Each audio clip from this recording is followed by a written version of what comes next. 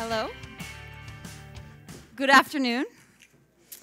I'm going to start with a video because this speaks for itself.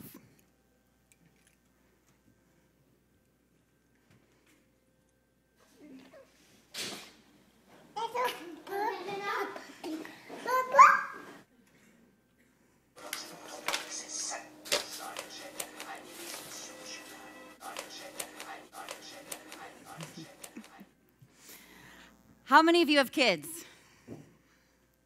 How many of you does this resonate with you? Yeah.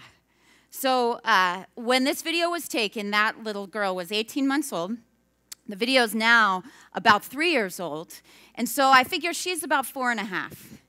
And so that means in about 10 years, she starts being incredibly relevant for all of us in this room. Many of you will need to target her. You'll need to understand her. You'll need to communicate with her. And the only way that we are going to reach her is digitally. Absolutely. So as you think about these next 10 years, and when Marco started, he talked about the pace of change. Forget everything you know about the pace of change, because these next 10 years, when we get to her, and all she understands is digital interaction, it's completely different. So we have this short window. So we have to be on this incredible learning trajectory together. You're in it, we're in it, over the next 10 years. And as I said, you're in it and we're in it. So there are 53 million Brazilians online today. You will spend approximately 3 hours online today. That's a lot of time. We could do a lot of things together in 3 hours. And you are fueling this. So Brazilians, you spend more time surfing the web than any other country on this earth. You are very social. I'm not telling anything you don't know. You spend more time on social than any other country on the world. And most importantly, because I'm a storyteller, video, which is arguably our best storytelling medium, is growing faster here than any other country in the world. So you're doing it here. You guys are fueling this. And what's so interesting about this is it tells us things. We have data, we have insights, we have opportunities like we really never had before. And this is what gets me super excited as a marketer. So I'll start with women. Women are a subject I know personally well. One thing you can know, pregnant women, they search 85% more than their non-pregnant counterparts. 85% more. They're looking for everything. How to change a diaper, what is this formula, how to carry them, all those things. 85% more. That's an incredible insight we never would have had without digital. The other thing we know, women love their hair. This is great after following Matt's ombre hair. 33% of hair care searches for women happen on mobile. That's interesting. That's on the go. And most importantly, most of them are concentrated on Saturday. And so our hypothesis there is that women are searching for hair care on Saturday as they're getting ready, or they're in the salon with their hairstylist talking about styles and cuts and colors. That's fertile ground, you guys. That is new places you can go to connect with your consumers and to find, really to find out more behaviorally of how they think, how they tick, and what motivates them to purchase. And if you think you're in a category that's not constantly always on, think again. We have looked really at everything. This happens to be hair care. The top line is search queries. The bottom blue bars are offline spend. And what we see, it doesn't matter if we're looking at detergent, it doesn't matter if we're looking at home goods. This is a very consistent graph in that their search over a 12-month period is pretty consistent. There are peaks and valleys, but it's pretty consistent. But your offline media spend is not. It's flighted. So the game that we have to figure out here is how do we fill in those gaps? And you can do that with digital. You can do that specifically with stories. So where are consumers today? And you know all of these properties. You're probably sitting there. I would ask you, how many times have you checked your phone since you came into this presentation today? I would bet it's probably on the order of 5 or 6 times. And these are all the places that we're all spending time. And this is what you're competing with. You are competing with blogs, tweets, shares, likes, videos, you name it. It's share of time. When you think about share of voice, share of this, it's share of time. How can you get more share of time with your consumers than your competitor brands, and really than all these other competitor things? We spend a lot of time here at Google trying to understand the different paths to purchase, and Matt set me up beautifully for this. There is a friend of mine. He runs our auto insurance and financial services business at Google. He has a very sophisticated client. This client is 100% programmatic. They know absolutely everything. And they have found there are 58,000 different paths to purchase for their customer. 58,000 different ways to track through this mess and end in a purchase. They know the CPA for all 58,000, and they actively fuel the first 5,000 of those different paths because that's the most efficient for them to get there. And that's unbelievable. That's absolutely unbelievable, and that's where we're going. And I think as brand marketers, we're still catching up to that kind of knowledge and that kind of efficiency. So where do you fit in all this? The most important thing, if I can ask you to take away from this, is you have to cut through. You have to stand out more than the guy next to you. And if you think that your competitor is this nice-looking gentleman or this nice-looking woman sitting next to you, think again. Your biggest competitive threat right now is clutter. So what you can do over this next, call it, few years, you have to take more calculated risks. You cannot play by the same playbook. You have to take more calculated risks. And that's a very uncomfortable spot for brand marketers to be in, but it's also a very liberating spot because frankly, we're all in this together. So I'm going to take you through a couple different frameworks. How do you cut through? There's a lot of different ways to do it, but one thing we talk about at Google is what content works. And there's really 3 things that good content needs to do. It needs to inspire, it needs to educate and inform, or it needs to entertain. A great piece of content can do all 3 of those. If you do 2 out of 3, that's pretty darn good. But at the base of this, it's really about making people feel, honestly. And I see so many briefs that come across that say, I want to increase relevance with millennials 18 to 24. They all start like that. I would say, think about what emotion are you trying to get out of people? Start there. Is it confidence? Is it security? Is it excitement? Is it fun? Is it anticipation? Start there, and you will create infinitely better content. This is a framework that we use to tie it all together, and it translates horribly in Portuguese, I'm told. I'm told it's absolutely horrible. It's called Hygiene Hub Hero. So let's try another version of this. So hygiene content, 3 types of content. Let's call it responda content. This is where you listen and respond. So what do consumers want to know about your brand?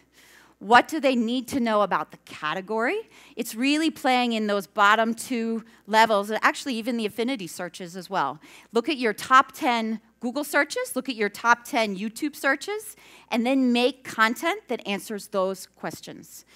So let poll guide you. You don't have to guess, just look at what they're looking for.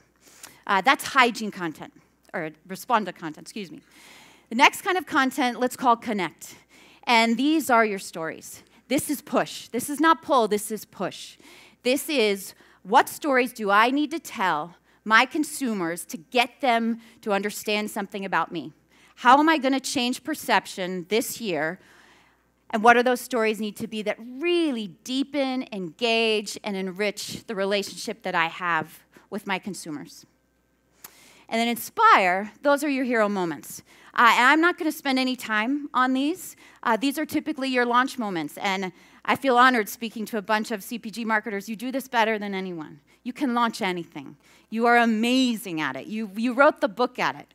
Every other category is watching how you launch, how you do a new campaign. It's brilliant, so we're not going to spend time there. We're going to start on the hygiene side, and I'm going to give you just a couple examples of really good hygiene content and really good hub content.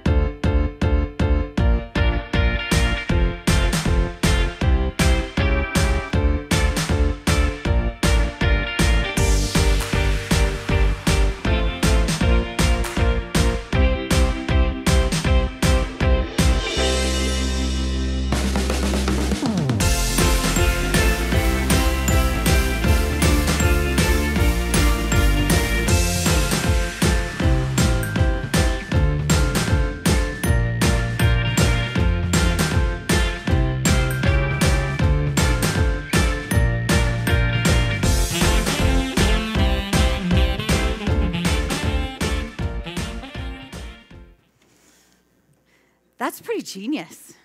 I mean, that is pretty genius. And like any good piece of content, it starts with an insight. And the insight and the data there is that women always ask, would that color look good on me? How would that shade of lipstick, of eyeliner, of whatever, how would it look on me? And so this happens to be an app. We won't get into the discussion of whether or not it should be an app or a mobile optimized site. We won't go there. But the important thing is it answers a key question that women have, and it does it really, really elegantly and solves a core problem. So that's L'Oreal. This next example is McDonald's.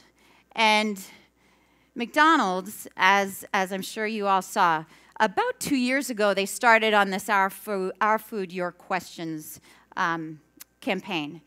And it was really groundbreaking for a number of reasons.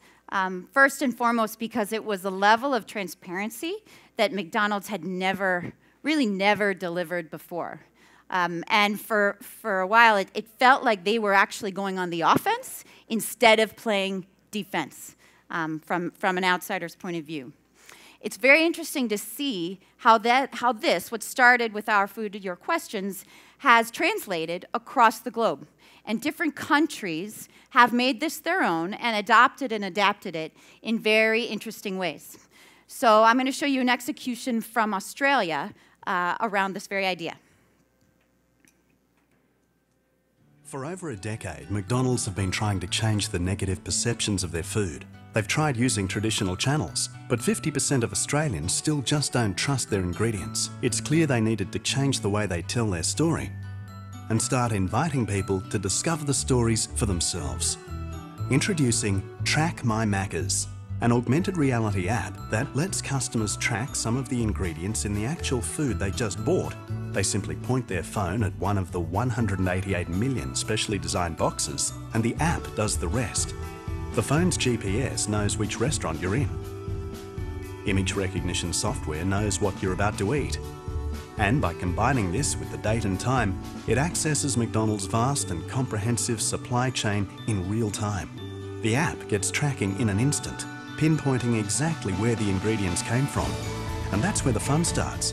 Cutting-edge 3D augmented reality brings it to life. Tables turn into stages, letting users pick an ingredient and find out all about it. The story changes depending on where they are in the country and who supplies that restaurant. Along the way, users can meet real farmers, bakers and fishermen who supply the ingredients. And then share what they discover on Facebook, inviting their friends to get tracking too. The mobile app is a whole new way for McDonald's to engage people directly in a conversation about their food. Other media reinforced the message, from truck sides and POS to location-specific posters individually tailored to local farms and suppliers, getting the freshness of their ingredients back on the agenda in a way that people not only engaged with, but would drive the conversation themselves. So, did people try it? You bet. It seems if you want to change people's opinions, don't just tell them, let them discover it for themselves. It's another great example of respond to content. What do consumers need to know about your product, and then give them a really intuitive way to find those answers. And that's the responder.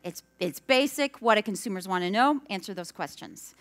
The hub, or the connect, is where it starts to get really interesting. And I think this is where we as marketers, we kind of all sit up really straight, because this is where we create connections. This first example is from Coca-Cola, so kudos. It's an example actually out of Singapore. I'll play it first, and then we'll talk about it.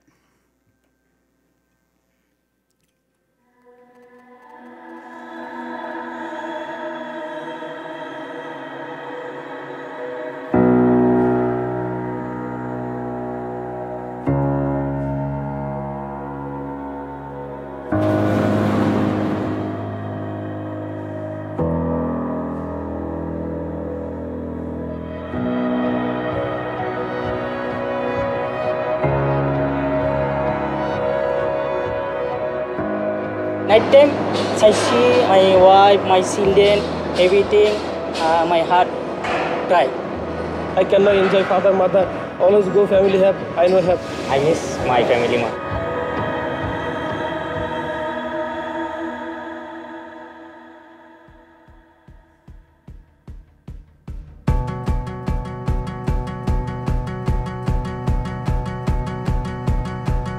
A lot of people that we approached were actually very pleased to hear about this initiative, and I think it shows that Singaporeans do actually care for the foreign workers in our midst.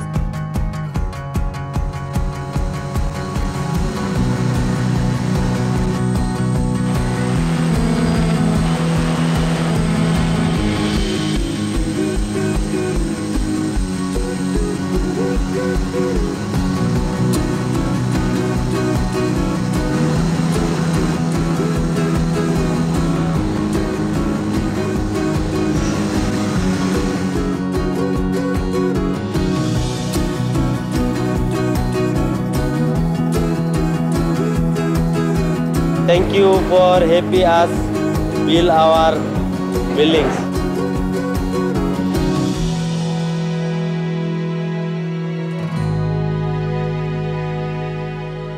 I see all men run. First time I see helicopter. This one very nice. Thank you for hard work. In here, I think more than 2,000 plus workers. So everybody getting cooked. We are very, very happy, because we thinking still somebody think about us.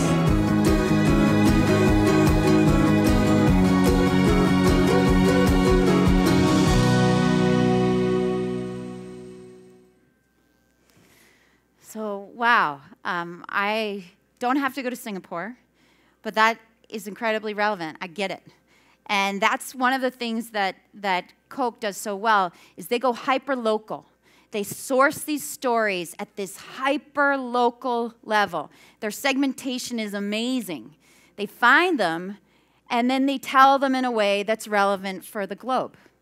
And that's how you get amplification, and that's how you get your paid and earned and owned to start working together, is trying to come up with those universal truths that are going to resonate particularly at that global level. The last one I'm going to show you, I'm going to pull a fast one on you. It's in Japanese. So yes, I'm going to show you a piece of creative in Japanese, but I promise you, you don't have to know Japanese to understand. It's a beautiful piece of creative out of P&G. So take a look at this.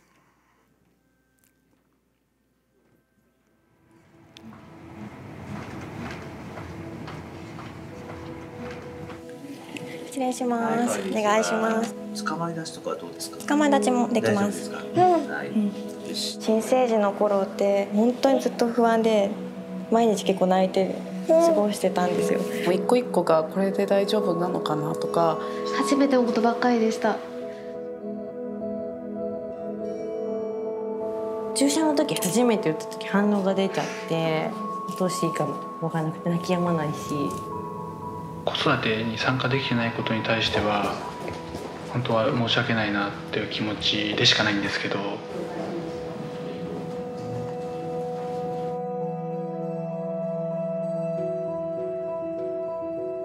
誕生日が来た時に一番に思ったのは1年まともに寝なかったなって思いました。自己犠牲というか本当に自分のことよりもまず子供のこと、ウニも2種類あるんですね。それももう子供ができてからは安い方ばっか頼んでるんですけど。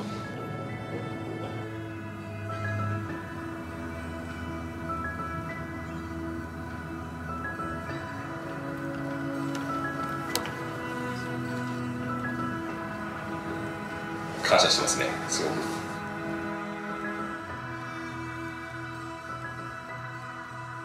ありがとうございました。いい子だったね、たいちゃん。何これ？え？え？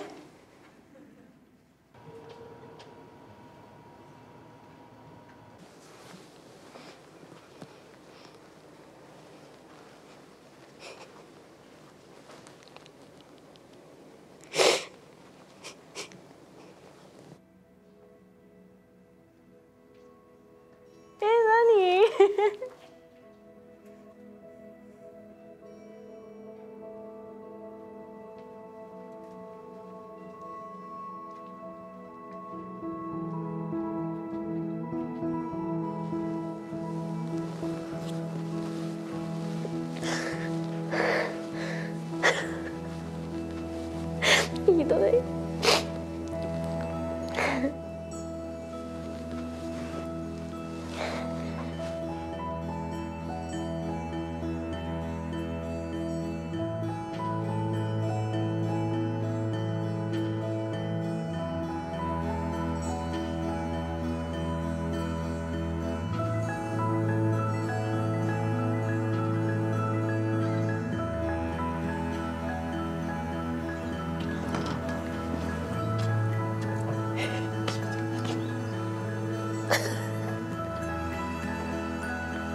本当の幸せっていうものを初めて知りました。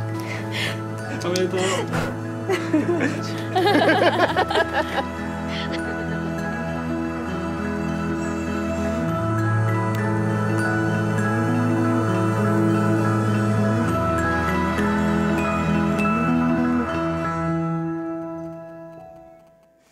So not a lot of whiz-bangery in that one. Oh, wiping our eyes. But it starts from a universal insight. And the insight in there is that the first year checkup is a hugely momentous occasion for a mom and a family. And it's obviously important for the baby, but it's really important for the mom because she did it. She made it that first year. So they found that, they tapped into that, and if you think about the creative, there's not much to this creative. It's like the Dove sketches. Like there's no special actors, there's no special effects. It's just a good story, really well told. And I think I'm going to end with you with this quote, and I think it's really apropos being here in Brazil. I suppose it's about the maturing of the consumer society. Once you've got the things you need, and then you've got most of the things you don't need but desire, then you start looking for slightly deeper layers of meaning. And I think that's where we are as marketers. You know, we have a lot of stuff. We're constantly, we're pushing. We're selling a lot of stuff. And if you can find that deeper layer of meaning in your product, you will create unbelievable connections. And I will tell you from personal experience, I get the pleasure of leading the Google Brand Lab, and I see brands from countries all around the globe every single week. And I will tell you, the brands that come from Brazil, there's nothing like it. You guys get branding. You don't have to explain it. It is ingrained in who you are as a people. You get heart. You have emotion. You have passion, and you know how to express it. So I just want to say job well done, and I look forward to seeing all the amazing work that you guys will do. Thank you.